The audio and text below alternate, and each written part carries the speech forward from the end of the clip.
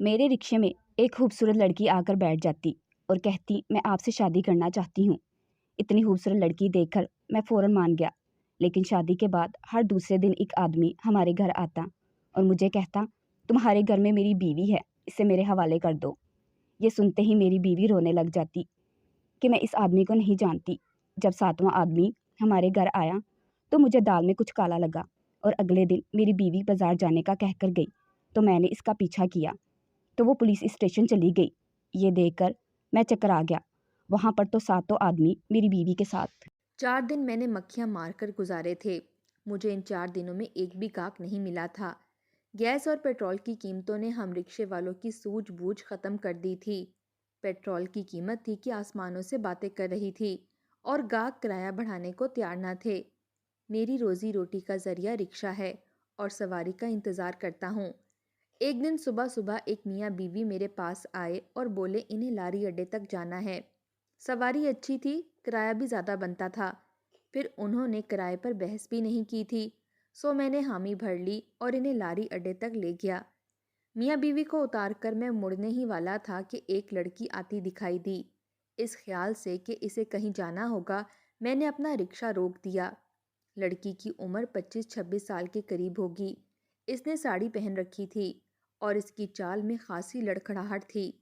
हस्बे तवक्का वो मेरे करीब आकर रुक गई, बिना कुछ कहे रिक्शे में बैठ गई और मुझे चलने का कहा। मैंने भी सोचा शायद मेन रोड तक जाना होगा, सो मैंने रिक्शा स्टार्ट कर दिया। रास्ता भर मैं इसे शीशे में देखता रहा। इसने माथे पर टीका लगा रखा था, जिससे साफ जाहिर था कि वो हिंदू मज़हब से ताल्लुक़ रखती है। थोड़ी ही देर में हम लाड़ी अड्डे के रश से दूर आ गए। मैंने रिक्शा रोके बिना ही इससे पूछा, मोहतरमा, आपको कहाँ जाना है? हैरत अंगेज तौर पर इसने कोई जवाब ना दिया, बल्कि हाथों में पकड़ी गठरी को सीने से लगाकर बैठी रही। ये इसका वाहिद सामान था जो मैंने इसके पास देखा था। मैंने जब सवाल दोहराया तो बोली, आगे ले चलें। मुझे लगा शायद इस शहर में नई आई है, इसीलिए जगहों का पता नहीं है। शायद जगह देखकर इसे याद आ जाए। सो मैं रिक्शा लेकर चलता रहा, यहाँ तक कि मेन रोड भी ख़त्म हो गया। मैंने इसे दोबारा पूछा, मोहतरमा, आपने बताया नहीं, आपने कहाँ उतरना है? इसने खनकार कर गला साफ किया और बोली, जी साहब, किसी भी मुसलमान बस्ती में उतार दो। अरे मोहतरमा, यहाँ सारे ही मुसलमान हैं। आप बताइए जाना कहाँ है? जगह का नाम क्या है? क्या आपके पास कोई पता वगैरह है? अगर लिखा हुआ है तो मुझे दिखा दें, मैं आपको वहाँ छोड़ देता हूँ। मैंने कहा तो वो घबरा कर बोली, मुझे कहीं नहीं जाना, जहाँ आपका दिल करे छोड़ दें। इसके जवाब पर मैं बुखला गया। भला ये क्या बात हुई? अगर मंजिल का नहीं पता था तो सफ़र क्यों कर रही थी? मैंने थोड़ा गुस्सा किया तो वो रोने लग गई। इसके रोने से मेरा दिल पसीज गया। मैंने पीछे मुड़कर देखा तो मेरे दिल की धड़कनें बेतरतीब होने लगीं। वो किसी फूल की तरह तरोताज़ा थी, आंखों में हिरनी जैसी मासूमियत थी। मैंने कहा, देखें, मेरा ये मतलब नहीं था। आप जो भी हैं, जहाँ जाना है, बगैर किराए के मैं आपको वहाँ पहुँचा दूँगा। आप मुझे आराम से तसल्ली से जगह बता दीजिए। वो रोते हुए बोली, मेरा कोई ठिकाना नहीं है, ना ही मेरा इस दुनिया में कोई वारिस है। आप मुझे अपने साथ ले चलो। मुझे घर में बेशक नौकरानी बनाकर रख लो। मैं सिर्फ 2 वक्त की रोटी खाऊंगी और आपसे कोई तकाजा भी नहीं करूंगी। इसने कुछ इस अंदाज से कहा कि जैसे मैं किसी रियासत का बादशाह हूँ और वो कोई कनीज़। मैं आपको बताता चलूं कि मैं एक पाँव से लंगड़ा था। मैंने लकड़ी की टांग लगवा ली थी और इसी के सहारे रिक्शा चलाता था, जबकि गांव में मुझे कोई रिश्ता देने पर तैयार ना था। वजह एक तो मेरा लंगड़ापन था और दूसरा ये कि मैं कोई और काम नहीं कर सकता था। जाहिर है ऐसे मर्द को कौन अपनी बेटी दे सकता है। मैंने एक लम्हे को सोचा और फिर लड़की से कहा कि ठीक है, मुझे कोई मसला नहीं, मैं तुमसे शादी करने को तैयार हूँ। तुम बताओ, तुम कब शादी करोगी? कहो तो अभी ले चलूं? अगर नहीं तो कुछ दिन दारुलमान में रह लो, अपनी तरफ से इत्मीनान कर लो। फिर शादी के लिए दिल राजी हुआ तो मुझे बता देना। ये सुनकर इसकी आंखों में चमक सी आ गई। बोली, आप बहुत अच्छे हैं, मुझे और क्या चाहिए? आप मुझसे शादी कर लो, मैं अभी शादी करने को तैयार हूँ। مجھے اس کی معصومیت پر بے اختیار ہنسی آ گئی۔ میں نے دل میں سوچا اگر یہ چند منٹوں میں مجھے اتنی ساری مسکراہٹیں دے سکتی ہے تو میری زندگی کو کتنا خوشگوار بنا دے گی۔ نکاح کے وقت پتہ چلا کہ ارم نے ابھی ابھی اسلام قبول کیا ہے۔ وہ 2-3 دن پہلے مسلمان ہوئی ہے اور ابھی تک اسے نماز روزے کا نہیں پتہ۔ خیر مجھے کوئی خاص حیرت نہیں ہوئی کیونکہ اپنے حلیے سے وہ غیر مذہبی لگتی تھی۔ نکاح خواہ نے اسے ایک اور سوال کیا کہ کیا وہ کنواری ہے یا نہیں، تو اس سوال پر اس نے چپ سادھ لی۔ نکاح خواہ نے اسے اس کی شرم و حیا سے تعبیر کیا اور خانہ خود پر کر دیا۔ خیر باقی معاملات کے بعد ہمارا نکاح ہو گیا۔ ہم میاں بیوی کے بندھن میں بندھ گئے۔ اس لمحے مجھے لگا جیسے اچانک میری اہمیت سب کی نظروں میں بڑھ گئی ہے۔ جو لوگ کہتے تھے کہ مجھے کوئی بھی اپنی لڑکی نہیں دے گا، جب وہ میرے ساتھ ارم کو دیکھیں گے تو لازمی حیران ہوں گے۔ میں نے سوچ لیا کہ میں اگلے ہی دن رکشے سے چھٹی کروں گا اور اسے اپنے گاؤں لے کر جاؤں گا، اپنے رشتہ داروں سے ملواؤں گا اور ثابت کر دوں گا کہ میرے نصیب میں بھی اللہ نے مجھ سے زیادہ خوبصورت لڑکی لکھی ہے جو شکل و صورت کے اعتبار سے لاکھوں میں ایک تھی۔ نکاح کے بعد کے جذبات ہی اور ہوتے ہیں۔ مجھے ارم سے یکدم محبت محسوس ہونے لگی۔ میں نے اسے بازار سے ایک شال بھی لے کر دی، اسے رکشے میں بٹھا کر اپنے گھر لے آیا۔ گھر آ کر میں نے اسے اپنے ہاتھوں سے چائے بنا کر پلائی۔ چائے پی کر وہ تر و تازہ ہو گئی۔ اگرچہ میں بھی تھکا ہوا تھا مگر شادی کی خوشی اتنی تھی کہ میں اپنی تھکاوٹ بھول گیا۔ میں نے اسے کہا تم یہیں بیٹھو، میں تمہارے لیے کپڑوں کا جوڑا لے کر آتا ہوں۔ پتہ نہیں کیوں وہ مجھے ان کپڑوں میں اچھی نہیں لگتی تھی۔ میں فٹافٹ بازار گیا۔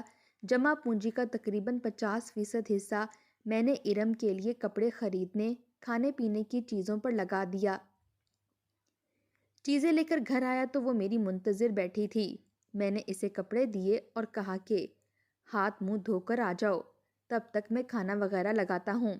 اس نے ہاں میں سر ہلا دیا اور کپڑے لے کر نہانے چلی گئی۔ نہا کر نکلی تو اس کا روپ نکھر گیا۔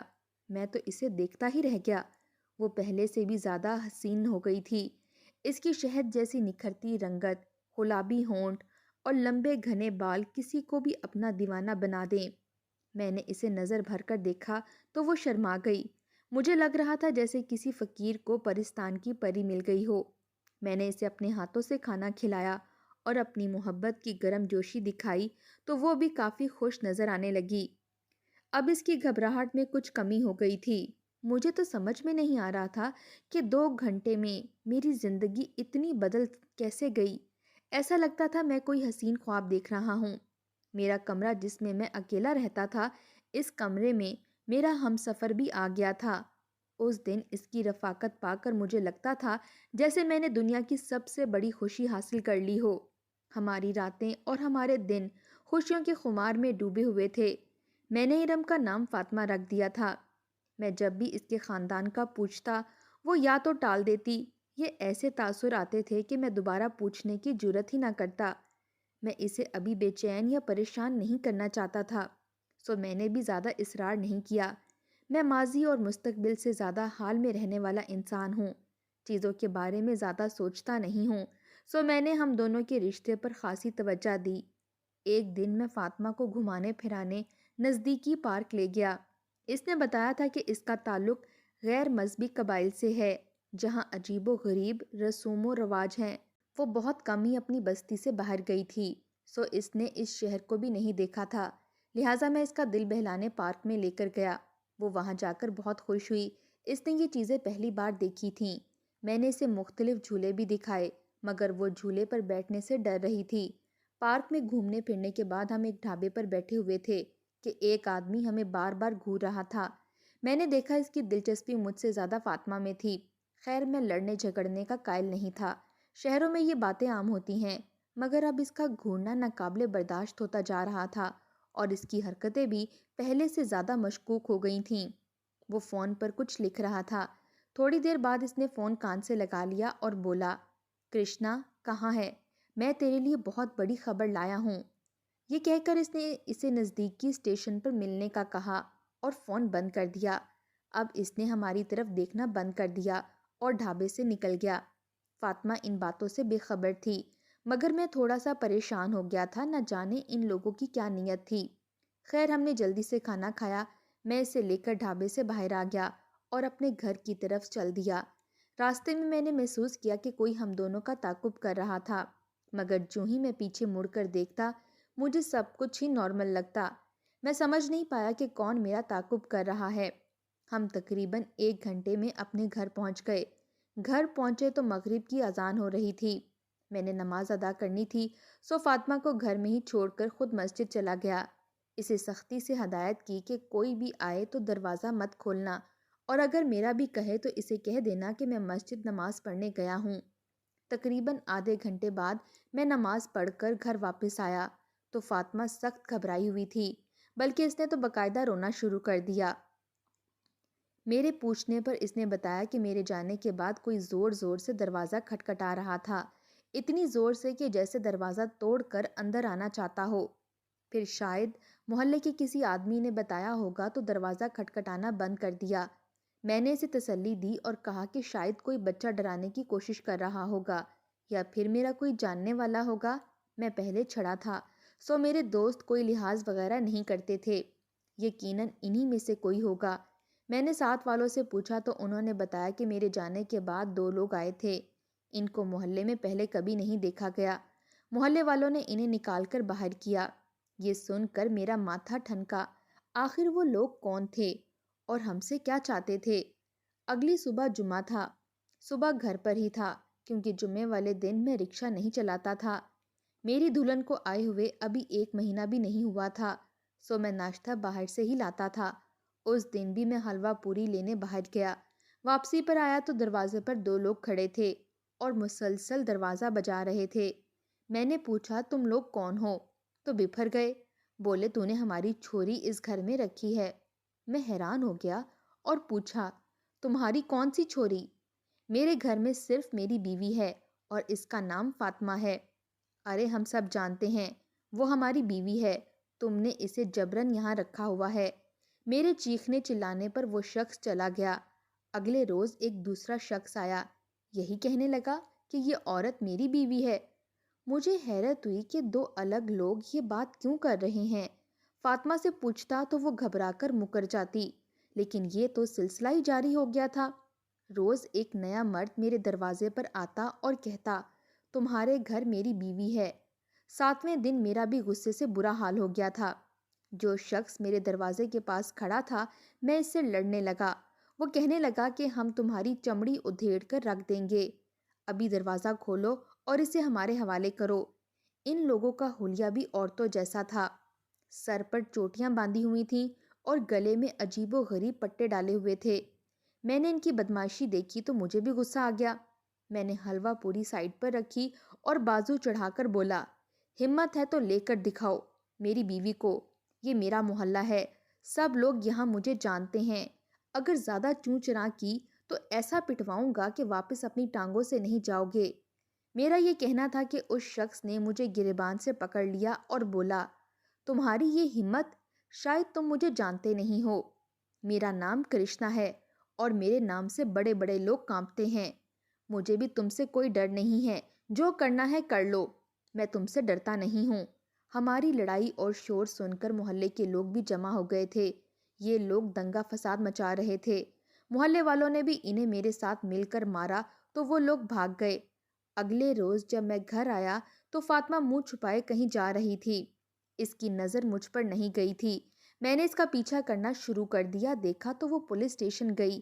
سامنے 7 لوگوں کو دیکھ کر میں حیران ہو گیا۔ فاطمہ کہنے لگی کہ وہ ان کو نہیں جانتی، یہ لوگ اسے روز اس کے گھر آ کر پریشان کرتے ہیں۔ پولیس نے انہیں دھر لیا، میں بھی وہاں اندر داخل ہو گیا۔ مجھے دیکھ کر فاطمہ گھبرا گئی، لیکن میں نے اس کا ہاتھ پکڑ لیا اور کہا کہ یہ لوگ ہمیں دھمکیاں دیتے ہیں، یہ لڑکی میری بیوی ہے۔ پولیس نے ان سے پوچھا تم لوگ شریف آدمی کو کیوں تنگ کر رہے تھے؟ محلے والوں نے بھی میری حمایت کی، جس پر ان لوگوں نے بتایا میں نے ان کے قبیلے کی عورت کو اپنے گھر میں جبرن قید کیا ہوا ہے، حالانکہ وہ ان کے خاندان میں بیائی جا چکی ہے۔ پولیس والوں نے یہ سنا تو اپنی لیڈی کانسٹیبل کو بھی ساتھ لے آئے اور گھر کی تلاشی لینے کو کہا۔ فاطمہ اس سب سے بہت خوف زدہ ہو چکی تھی، خوف سے تھر تھر کانپ رہی تھی۔ اس نے پولیس کے سامنے بیان دیا کہ میں اس شخص کی بیوی ہوں۔ میں نے پولیس کو اپنا نکاح نامہ بھی دکھا دیا۔ پولیس کو یقین دلانے میں میں کامیاب ہو گیا تھا، تو پولیس ان لوگوں کو اپنے ساتھ تھانے لے گئی۔ ان کے جانے کے بعد کچھ سکون ہوا تو میرے حواس بحال ہوئے۔ میں سوچ میں پڑ گیا کہ آخر یہ لوگ کون تھے اور بلا وجہ تو نہیں آئے ہوں گے، ضرور یہ فاطمہ کو جانتے ہوں گے۔ اور پھر کل جب ہم ڈھابے میں بیٹھے تھے تو وہ شخص گھور گھور کر فاطمہ کو دیکھ رہا تھا۔ اس نے فون پر بھی کرشنا نامی بندے کا ذکر کیا تھا، جبکہ اس شخص نے بھی اپنا یہی عجیب نام بتایا تھا۔ خیر، میں نے دروازہ بند کیا تو دیکھا فاطمہ رو رہی تھی۔ میرے دل میں نہ جانے کیوں ابھی بھی اس کی محبت ہی تھی۔ میں نے اس کے کردار پر شک نہیں کیا۔ میں نے فاطمہ کو ناشتہ وغیرہ کروایا اور پھر اسے کہا، فاطمہ، تم میری زندگی بن گئی ہو۔ اگر تم مجھے اپنے ماضی کے بارے میں نہیں بتاؤ گی تو میں کیسے ان لوگوں سے بچ پاؤں گا؟ خدا نخواستہ کبھی یہ لوگ ہمیں نقصان پہنچا دیں، میں تن تنہا آدمی ہوں۔ اگر کہیں کوئی نقصان ہو گیا تو میں برداشت نہیں کر پاؤں گا۔ میرے کوریدنے پر فاطمہ نے بتایا کہ اس کا تعلق ایک غیر مذہب قبیلے سے ہے۔ یہ شخص جس نے اپنا نام کرشنا بتایا تھا اور جو ان کے دروازے پر بار بار انہیں آ کر دھمکاتا تھا، وہ اس کا نام نہاد شوہر تھا، اور اس کے ساتھ جو ناٹے قد کا آدمی تھا یہ اس کا دیور تھا۔ مزید پوچھنے پر فاطمہ نے بتایا کہ یہ لوگ 7 بھائی تھے، ان کی کوئی بہن نہ تھی، اور اپنے قبیلے میں انہوں نے اپنی فوج نما بدماشوں کی ایک ٹولی بنا رکھی تھی۔ یہ کسی شخص سے جو بات منوانا چاہتے اپنی طاقت کی بنا پر منوا لیتے تھے۔ اس علاقے میں بظاہر تو سارے شریف تھے، رسم و رواج کے پابند تھے، مگر ہر گھر میں برائی کا ایسا شرمناک باب تھا جسے بیان کرتے ہوئے بھی شرم آتی تھی۔ گاؤں میں سونے اور چاندی کے بغیر شادی نہیں ہوتی تھی۔ آنے والی دلہن کو سونے میں لاد دیا جاتا تھا اور اس کے لیے بے تحاشا انتظامات کیے جاتے تھے۔ بعض اوقات لوگوں کی ساری جمع پونجی ایک ہی شادی پر ضائع ہو جاتی تھی، جبکہ سونے چاندی کے بغیر کسی عورت کی شادی توہین سمجھی جاتی تھی۔ مگر شادی کے بعد جو کچھ ہوتا تھا اس سے معاشرے کو کوئی سروکار نہیں تھا۔ آج سے 6 مہینے پہلے میری بھی شادی ہوئی تھی۔ مجھے سونے اور چاندی میں تول دیا گیا۔ میرے ماں باپ کو بھی بھاری رقم پیش کی گئی اور یوں میں بیاہ کر کرشنا کے گھر آ گئی۔ کرشنا کی ہیبت سے سارا علاقہ ڈرتا تھا۔ اس کے 6 بھائی اور بھی تھے، اور شاید یہی وجہ تھی کہ وہ اپنی طاقت پر خاصا اتراتے تھے۔ شادی والے دن گھر میں کوئی عورت نہ پا کر مجھے عجیب سی الجھن ہوئی۔ اس کے باقی بھائی بھی مجھے مذاق میں چھیڑ چھاڑ کرنے لگے، جو مجھے بہت ناگوار گزری۔ میں اپنے علاقے کی روایات سے واقف تھی اور مجھ پر یہ لازم تھا کہ میں اپنے دیور اور جیٹھوں کی بھی خدمت کروں، بلکہ ان کی تسکین کا بھی ذریعہ بنوں، لیکن نہ جانے کیوں میرا دل یہ گوارا نہیں کرتا تھا۔ مجھے ان کی باتیں بہت ناگوار گزر رہی تھیں۔ اس دن اذیتوں کا ایک نیا سلسلہ شروع ہو گیا جو ختم ہونے کا نام ہی نہیں لے رہا تھا۔ میں ان لوگوں کے گھر ایک کھلونا بن گئی تھی۔ میں سارا دن ان لوگوں کی روٹیاں بناتی رہتی تھی، کوئی ہل کر پانی بھی نہ پیتا، اور سب کی خدمت مجھ پر فرض ہو گئی۔ سارا دن کام کی تھکن اور پھر اذیت ناک راتیں میرے لیے کسی عذاب سے کم نہیں تھیں۔ مجھے لگتا تھا میں کوئی بھیڑ بکری ہوں جسے ماں باپ نے ایک کونڈے سے باندھ دیا ہے۔ حیرت کی بات یہ تھی کہ یہ سب بھائی مجھے دن کے اجالے میں بھابھی کہتے تھے۔ قبیلے والوں کے سامنے بڑے مہذب تھے، مگر اب ان کی حقیقت میں جان گئی تھی۔ میں نے پڑوس میں رہنے والی ایک بوڑھی عورت پر بھروسہ کر کے اسے اشاروں میں یہ باتیں بتانے کی کوشش کی تو وہ بولی، میرے 3 دیور اور 2 جیٹھ تھے۔ میں نے تو کبھی اعتراض نہیں کیا تھا کہ کون میرا شوہر ہے۔ تم نئی نسل کی لڑکیوں کو نہ جانے کیا ہوا ہے، اپنا اپنا شوہر کیوں کرتی ہو؟ جس گھر میں جتنے مرد ہوتے ہیں ان سب کی تم پر ذمہ داری ہے، پھر چاہے وہ تمہارے ساتھ جیسا سلوک کرے، تمہیں عورت ہونے کے سبب سہنا پڑے گا۔ یہی ہمارے رسم و رواج ہیں اور انہی پر تمہیں چلنا پڑے گا۔ ابھی تم نے باہر کی دنیا دیکھی نہیں ہے، وہ دنیا اس سے بھی بری ہے۔ میں نے دیالی کی باتیں سنی تو مجھے سخت حیرت کا جھٹکا لگا، تو گویا یہ جرم اور یہ برائی ہر گھر میں خاموشی سے جاری تھی، شاید اس لیے کہ لوگ شادیوں پر زیادہ خرچہ نہیں کرنا چاہتے تھے۔ میں تو جیسے ہی جوان ہوئی بیاہ دی گئی، ان باتوں کا علم نہیں تھا، مگر شاید میرے اندر ایک پاک روح تھی جس نے کبھی بھی اس گندگی کو قبول نہیں کیا۔ میں نے اپنی بستی سے بھاگنے کا فیصلہ کر لیا، مگر مجھے اپنی منزل کا نہیں پتا تھا۔ بس اس بستی سے تھوڑی دور جا کر لاڑی اڈا تھا جس میں بسیں کھڑی تھیں۔ میں یوں ہی ایک بس میں چڑھ کر بیٹھ گئی۔ مجھے نہیں پتا تھا کہ میں کہاں جاؤں گی، بس ایک خوف نے دل میں جگہ بنا رکھی تھی۔ بس کا سفر خاصا لمبا تھا۔ میں بھی اطمینان سے بیٹھ گئی کہ کم از کم اپنی بستی سے دور تو نکل آؤں گی۔ اس بستی میں ایک نوجوان جوڑا بیٹھا ہوا تھا۔ آدمی کے چہرے پر داڑھی تھی، جبکہ عورت نے برقع کر رکھا تھا۔ میں انہیں حسرت سے دیکھ رہی تھی۔ میں نے دیکھا سامنے والی سیٹ پر بیٹھا ایک شخص دل جمی سے اس برقعے والی عورت کو دیکھ رہا تھا۔ برقع پوش لڑکی کے مرد کی نظر جب اس آدمی پر پڑی تو وہ غصے سے پاگل ہو گیا۔ اس نے اسے بے نقد سنا دی اور بس کا سارا عملہ اس پر چڑھ گیا۔ کنڈکٹر نے بھی اس کی خاصی سرزنش کی اور اسے بس سے باہر نکال دیا۔ یہ دیکھ کر میں بہت حیران ہوئی کہ کیا کوئی مرد اپنی عورت کی اتنی حفاظت کر سکتا ہے، جبکہ ہمارے علاقے میں اس بات کو فخر کی علامت سمجھا جاتا تھا۔ مرد کسی عورت میں دلچسپی لے، ایسا ہوتا تو عورت کا مالک اس عورت کو کچھ عرصے کے لیے پیسوں کے عوض اس کے حوالے بھی کر دیتا۔ میرے لیے اس آدمی کا یہ رویہ امید کی کرن تھی۔ مجھے معلوم کرنے پر پتہ چلا کہ یہ مسلمان ہے۔ میں نے اسی دم فیصلہ کر لیا کہ شادی کروں گی تو کسی مسلمان مرد سے جو اپنی عورتوں کی اتنی حفاظت کرتے ہیں۔ تبھی جب میں آپ کے رکشے پر بیٹھی تھی تو میں نے کہا تھا کہ کسی مسلمان بستی میں مجھے اتار دیں، اور پھر جب آپ سے ملی تو مجھے لگا کہ آپ واقعی شریف انسان ہیں، اور یقین مانیں آپ نے کرشنا سے اس دن لڑائی کی، میرے لیے اس سے بڑی کوئی بات نہیں۔ مجھے تحفظ کا ایک ایسا احساس ہوا کہ میں آپ کی غلام بن گئی ہوں۔ عمر بھر آپ کو اپنے سر کا تاج بنا کر رکھوں گی۔ خدا کے لیے میری غلطیوں کو معاف کر دیجئے، میں کبھی آپ کا احسان نہیں بھولوں گی۔ یہ کہہ کر اس نے اپنا سر میرے قدموں میں رکھ دیا، میرے ہاتھوں کو چومنے لگی اور بے انتہا روتے ہوئے بولی، میں ساری زندگی تمہارے نام پر جیوں گی، تمہارے نام پر مروں گی، کہو گے تو جان بھی دے دوں گی، لیکن خدا کے لیے مجھے خود سے جدا مت کرنا۔ یہاں آ کر اس گھر میں مجھے جو سکون ملا ہے وہ سکون شاید مجھے مرنے کے بعد بھی نصیب نہ ہو۔ میری آنکھوں میں بے اختیار آنسو آ گئے۔ واقعی اسلام کتنا عظیم مذہب ہے، جس نے عورت کے حقوق کو اس طرح سے بیان کیا کہ اس کے لیے تحفظ اور عزت یقینی ہو گئی۔ میں نے فاطمہ کو سینے سے لگا لیا اور اسے یقین دلایا کہ میں اس کی سچائی کی قدر کروں گا، کبھی بھی اسے نہیں چھوڑوں گا۔ وہ میری بیوی ہے، میری عزت ہے اور رہے گی۔ یہ سن کر وہ خوشی سے نہال ہو گئی۔ اس کے بعد میں نے اسے قرآن پاک پڑھنا سکھایا، کلمہ شہادت سکھایا اور نماز کے اصول بھی سکھائے۔ اب وہ صوم و صلات کی پابند ہے، اپنے ماضی کو بھول چکی ہے۔ ہم بھی وہ جگہ چھوڑ کر ایک نئی جگہ منتقل ہو گئے تھے۔ اس کے آنے سے میرے نصیب ایسے کھلے کہ میں نے 1 سے 4 رکشے لے لیے۔ اب میری اچھی خاصی آمدن ہے۔ روز بروز میرے رکشے بڑھتے ہی جا رہے ہیں۔ مجھے یقین ہے کہ یہ سب اللہ نے مجھے فاطمہ کے نصیب سے عطا کیا ہے۔ اگر میں اسے دھتکار دیتا یا اس کے ساتھ اچھا سلوک نہ کرتا تو یقیناً وہ بد دل ہو جاتی اور اس مذہب سے بھی دور چلی جاتی۔ میں نے اس کی اسلام سے محبت کو سراہا اور اسے نہ صرف قبول کیا بلکہ عزت کی زندگی بھی دی۔ آج وہ میرے ساتھ بہت خوش اور مطمئن ہے۔